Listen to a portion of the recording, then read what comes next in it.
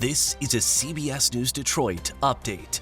Good morning, I'm Chris Ledeen. Here's a look at your top headlines on this Friday, February 23rd. Everybody back up!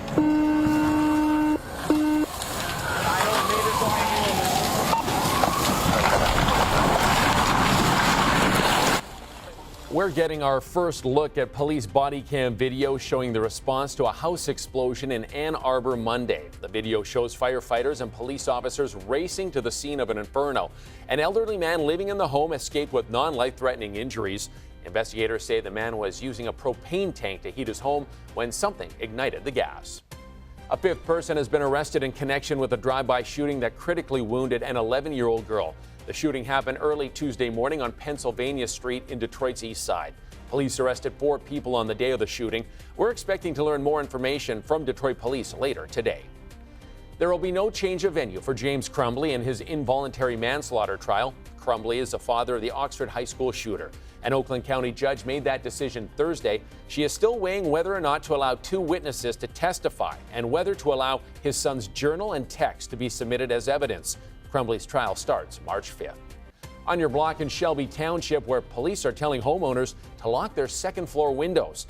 The reason is investigators are seeing a trend where thieves are using ladders to get into homes through those windows. Police say, as always, if you see something suspicious in your neighborhood, give them a call so they can check it out. We now know what caused that nationwide cellular outage for AT&T customers yesterday. The company says the outage was a technical error that happened while AT&T was expanding its network. The FCC is looking into the disruption.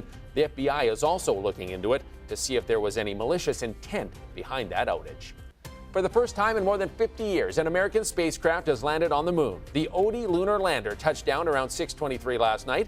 It's the first vehicle launched from the United States to land on the moon's surface since the Apollo 17 mission in 1972. Odie is expected to conduct experiments for 7 days.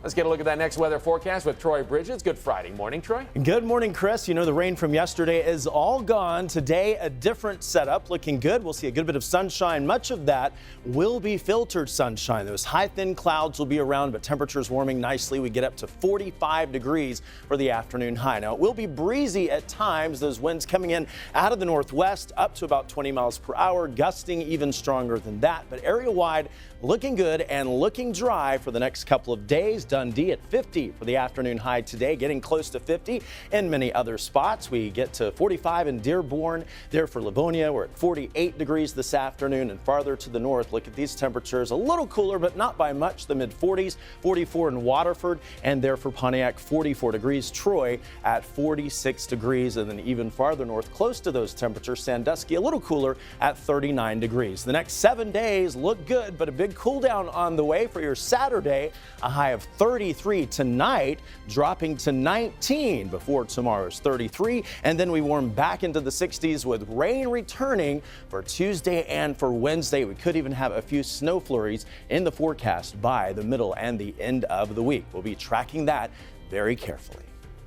Thanks for that, Troy. That's a look at your headlines. We'll be back later covering stories that matter to you on air and streaming on the CBS News app and Pluto TV.